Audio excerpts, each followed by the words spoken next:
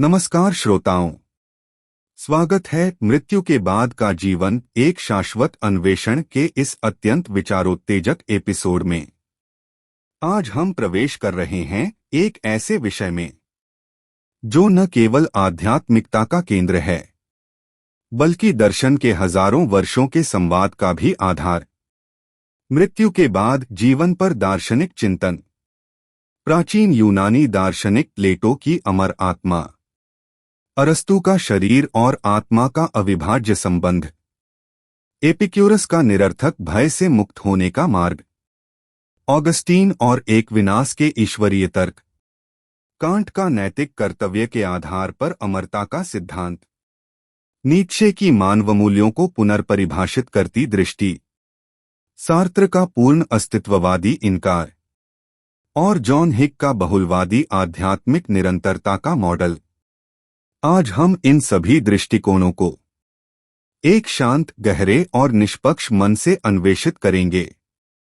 तो आइए, अपने विचारों को खुला रखिए, अपने मन को शांत रखिए और प्रवेश कीजिए उस जगत में जहां मृत्यु अंत नहीं बल्कि एक प्रश्न है, एक शाश्वत प्रश्न।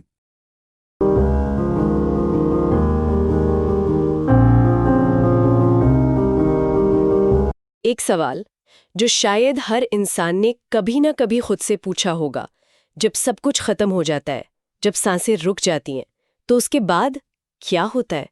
क्या सिर्फ अंधेरा है या फिर कहानी का अगला पन्ना पलटता है? आज हम इसी गहरे सवाल की तह तक जाएंगे। हमारे पास पश्चिमी दर्शन की कई किताबें और लेख हैं और हमारा मिशन है ये देखना कि पिछले 2500 सालों में दुनिया के कुछ सबसे तेज दिमागों ने इस पहेली को सुलझाने की कोशिश कैसे की है। बिल्कुल। और यहाँ हमारा मकसद किसी एक सही जवाब पर पहुँचना नहीं है, बल्कि हम विचारों के सफ़र को देखना चाहते हैं। कैसे एक आइडिया ने दूसरे को जन्म किया, कैसे आस्था और तर्क के बीच एक जंग सी छिड़ी, और कैसे आज भी हम उन्हीं सवालों से जूझ रहे हैं जिनसे शायद प्लेटो जूझ रहे थे। तो चलिए फिर शुरू करते, सीधे चलते हैं प्राचीन यूनान। कमाल की बात यह है कि आज से लगभग 2500 साल पहले भी लोग यही बातें कर रहे थे, और इस पूरी बहस के केंद्र में एक नाम है, प्लेटो। प्लेटो का विचार बहुत ही आकर्षक था। उन्होंने कहा कि हम सिर्फ ये शरीर नहीं हैं, हमारे अंदर एक आत्मा है जो अमर है, शाश्वत है। ये शरीर तो बस एक अस्थायी जेल है। हमारी आत्मा का असली घर है आदर्शों का लोक, एक ऐसी जगह जहां अच्छाई, सुंदरता, न्याय अपने शुद्ध रूप में मौजूद हैं। आत्मा वहीं से आती है और वहीं लौटना चाहती है। और यहीं से उनका वो मशहूर आइडिया आता है कि सीखना असल में याद करना है, जिसे वो एनामिसिस कहते थे। मतलब हम कुछ नया नहीं सीखते, बस भूली हुई बातें याद करते हैं। हाँ, उनका तर्क था कि जब हम कोई ज्यामितीय सत्य या नैतिक विचार समझते हैं तो हमें एक आहा मोमेंट महसूस होता है। वो आहा मोमेंट असल में हमारी आत्मा का उस सच्चाई को पहचानना है जिसे वो आदर्शों के लोक से पहले से जानती है। ये शरीर अपनी भूख, प्यास और भावनाओं से उस याद पर एक पर्दा डाल देता है। एक मिनट, ये बात मुझे हमेशा से थोड़ी खटकती है। अगर मेरी आत्मा इतनी ज्ञानी है और पहले से उस दिव्य लोक में लह चुकी है, तो मुझे ये क्यों याद नहीं रहता कि मैंने अपनी चाबियां कहाँ रखी हैं? पिछले जन्म तो खैर छोड़ ही दीजिए। बिल्कुल सही सवाल है, और प्लेटो के आलोचक भी यही कहते थे। प्लेटो का जवाब शायद ये होता कि शरीर एक बहुत शोर मचाने वाली मशीन है। ये इतना ज़्यादा सेंसरी डेटा देखना, सुनना, महसूस करना हम पर फेंकता है कि आत्मा की जो धीमी आवाज़ है वो दब जाती है। इसीलिए प्लेटो के लिए मृत्यु कोई त्रासदी नहीं थी, बल्कि एक आज़ादी थी, उस शोर मचाने वाली मशीन से आत्मा की मुक्ति। वाह! लेकिन फिर उनके ही सबसे होनहार छात्र अरस्तु ने आकर कहा, गुरुजी, आप पूरी तरह से गलत हैं। ये तो कमाल की बात है। अरस्तु ने अपने गुरु के द्वैतवाद को पूरी तरह से खारिज कर दिया। द्वैतवाद मतलब ये मानना कि मन या आत्मा और शरीर दो अलग अलग चीजें हैं। अरस्तु ने कहा नहीं, ये अलग नहीं है। उन्होंने एक शानदार उदाहरण दिया, जैसे चाकू का सार उसकी धार है। आप धार को चाकू से अलग नहीं कर सकते। धार के बिना वो सिर्फ धातु का एक टुकड़ा है।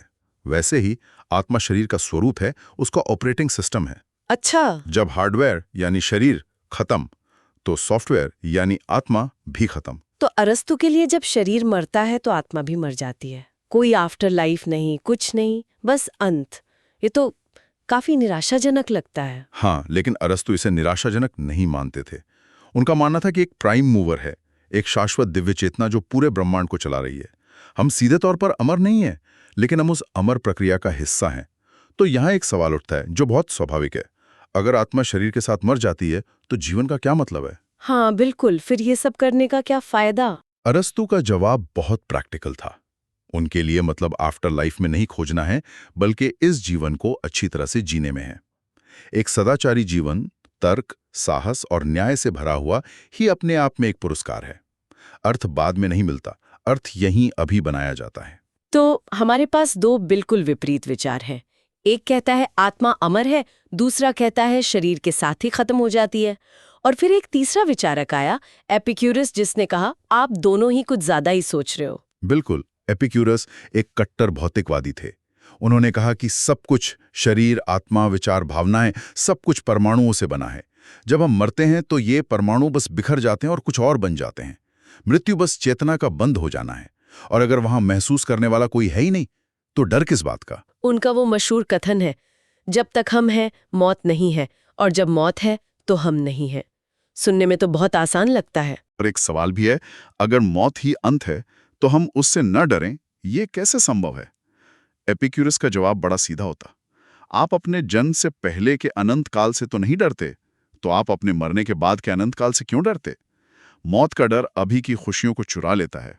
ये यूनानी विचार इतने शक्तिशाली थे कि सदियों बाद भी जिंदा रहे, और जब ईसाई धर्म का उदय हुआ तो उसके शुरुआती विचारकों ने इन विचारों को लिया और उन्हें एक नई धार्मिक कहानी में ढाल दिया।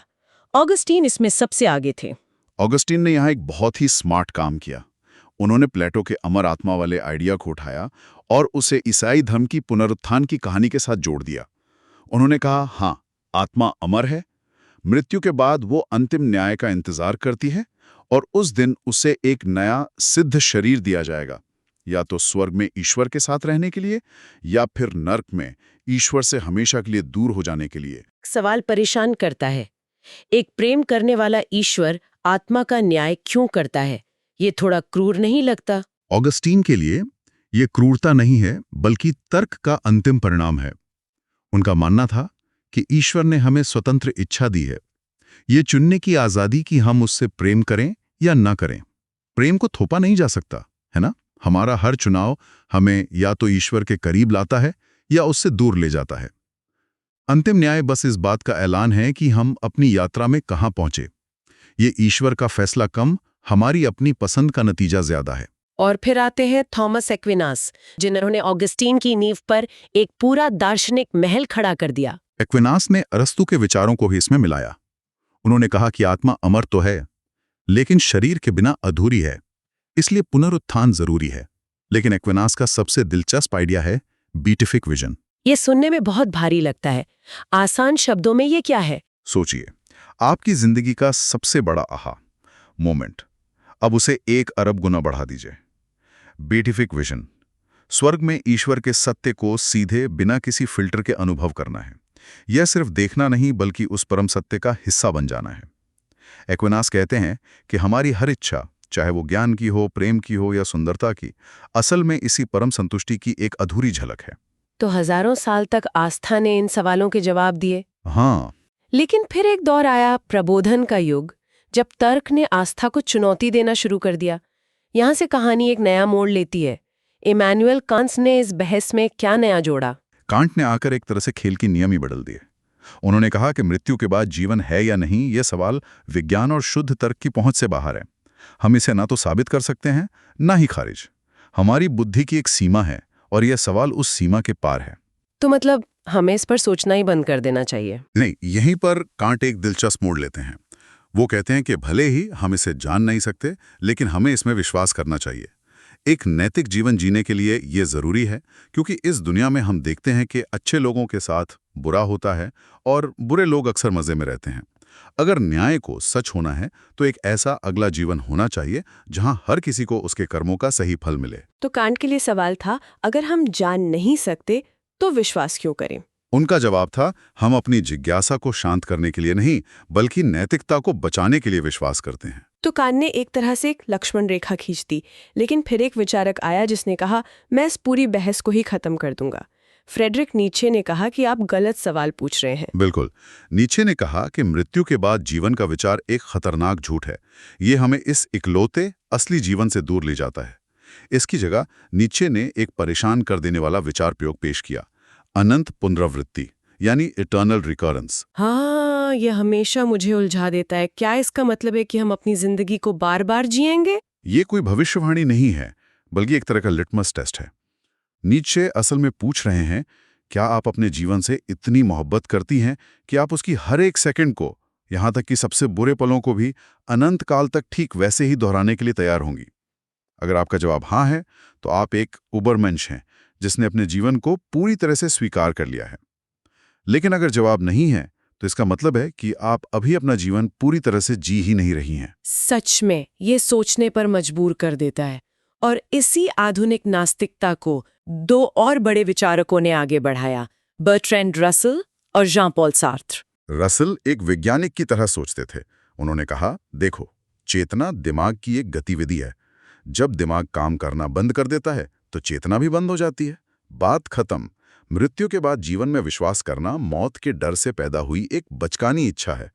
उनके लिए अर्थ किसी अगले जीवन में नहीं, बल्कि इसी जीवन में था, प्यार करने में, ज्ञान हासिल करने में और दुनिया को एक बेहतर जगह बनाने में। और सार्त्र, उनका अस्तित्ववादी नजरिया इससे कैसे अलग था? सार्त्र भी मानते थे कि मृत्यु ही अंत है, लेकिन उनके लिए यही बात हमें पूरी तरह से आजाद बनाती है।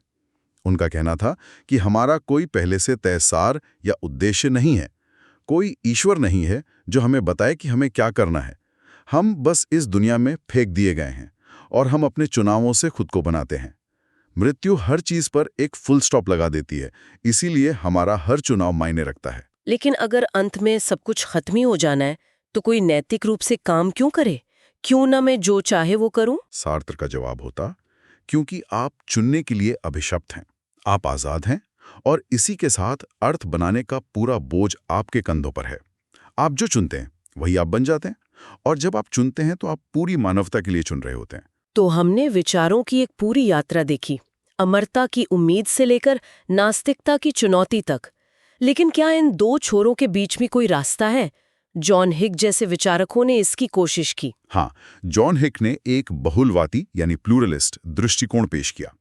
उन्होंने कहा कि दुनिया के सभी महान धर्म एक ही परम वास्तविकता, जिसे वो द रियल कहते हैं, तक पहुंचने की अलग अलग कोशिशें हैं। वे एक ही पहाड़ पर अलग अलग रास्तों से चढ़ रहे हैं, मंजिल एक ही है। उनके लिए मृत्यु अंत नहीं है, बल्कि आध्यात्मिक विकास की यात्रा का अगला पड़ाव है। पर यहाँ एक तार्किक समस्या है। क्या मृत्यु के बाद के जीवन के बारे में सभी धर्म सही हो सकते हैं? एक कहता है पुनर्जन्म होगा, दूसरा कहता है स्वर्ग या नरक मिलेगा। ये दोनों एक साथ सच कैसे हो सकते हैं? अन्य हो सकते हैं। उनका मतलब था कि ये कहानियां उस परम वास्तविकता के बारे में हमारे सांस्कृतिक नक्शे हैं। नक्शा इलाका नहीं होता, लेकिन वो हमें इलाके तक पहुंचने में मदद करता है ना? अच्छा, और आज इस बहस का सबसे ताजा मैदान क्या है? आज के दार्शनिक किन सवालों से जूझ रहे हैं? आज ही बहस काफी हद तक चेतना की प्रकृति पर केंद्रित हो गई है। थॉमस नेगल जैसे दार्शनिक पूछते हैं कि ये चेतना का व्यक्तिपरक अनुभव, ये मैं होने का एहसास आखिर है क्या? क्या ये सिर्फ न्यूरॉन्स की फायरिंग है या कुछ और? क्या ये शरीर के खत्म होने के बाद भी बना रह सकता है? नेगल कहते हैं हम नहीं जानते। वहीं दूसरी तरफ शैली कागन जैसे दार्शनिक हैं जो कहते हैं कि जब तक कोई ठोस सबूत न हो, हमें यही मानकर चलना चाहिए कि हम नश्वर हैं। लेकिन ये कोई बुरी खबर नहीं है, बल्कि ये हमारे जीवन को और भी कीमती बना देता है, क्योंकि ये सीमित है। तो इन सब का क्या मतलब है? हमने विचारों की एक पूरी यात्रा देखी। कहानी शुरू हुई एक उम्मीद से, प्लेटो की अमर आत्मा जो अपने घर लौटना चाहती है। फिर ये कहानी जमीन पर उतरी अरस्तु के साथ, जिसने कहा कि सब कुछ यहीं है। इसके बाद हजारों साल तक आस्था ने इस कहानी को एक नया मोड़ दिया, जहां हमारे कर्मों का हिसाब होना था। और फिर आधुनिक युग में आकर हमने ये पूछना शुरू किया कि क्या हम ये कहानी खुद लिख सकते हैं? क्या अर्थ बनाने की जिम्मेदारी पूरी तरह हमारी है? बिल्कुल। इस पूरी चर्चा के केंद्र में एक ही तनाव है। क्या अर्थ हमें कहीं और से मिलता है या हम उसे विस्मृति के सामने खुद बनाते हैं? क्या आत्मा कोई ऐसी चीज है जो बची रहती है, या यह सिर्फ एक खूबसूरत कहानी है जो हम खुद को सुनाते हैं ताकि हम इस विशाल उदासीन ब्रह्मांड में अकेला महसूस ना करें? हर दर्शन, हर विचार असल में हमें जीने का एक तरीका सुझाता है। और शायद यही सबसे जरूरी बात है। तो हम अपने श्रोताओं के लिए एक अंतिम विचार के साथ इसे समाप्त करते हैं। सिर्फ यह ना पूछें कि आप मृत्यु के बाद जीवन के बारे में क्या मानते हैं, यह पूछें कि आप क्यों मानते हैं। क्या आपका विश्वास आपको अभी इस पल में और अधिक हिम्मत और प्रेम से जीने के लिए आज़ाद करता है, या ये आपको किसी अनजान भविष्य के डर में जकड़ कर रखता है? ये दर्शन सिर्फ मृत्यु के बारे में जवाब नहीं है, ये इस बारे में एक चुनौती है कि हम अपना जीवन कैसे जीना चुनते हैं। तो मित्रों, आज के इस एपिसोड में हमने जाना कि मृत्यु के बाद के जीवन के प्रश्न ने सदियों से दार्शनिकों के मन को उतना ही उद्वेलित किया है जितना आध्यात्मिक साधकों के हृदय को। किसी के लिए आत्मा अनश्वर है, किसी के लिए मृत्यु पूर्ण विराम, किसी के लिए यह नैतिक आवश्यकता है और किसी के लिए मात्र अस्तित्व का एक क्षणिक विस्तार। पर एक बात सभी दृष्टिकोणों में समान है। इस प्रश्न ने मनुष्य को अधिक सजग, अधिक जागरूक और अधिक अर्थपूर्ण जीवन जीने की प्रेरणा दी है।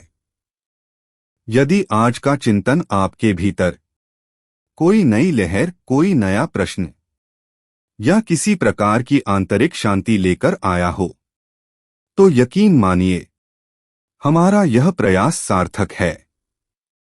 अगले एपिसोड में हम फिर मिलेंगे मृत्यु, जीवन और चेतना के कई और रहस्यमय, दार्शनिक और आध्यात्मिक पहलुओं के साथ।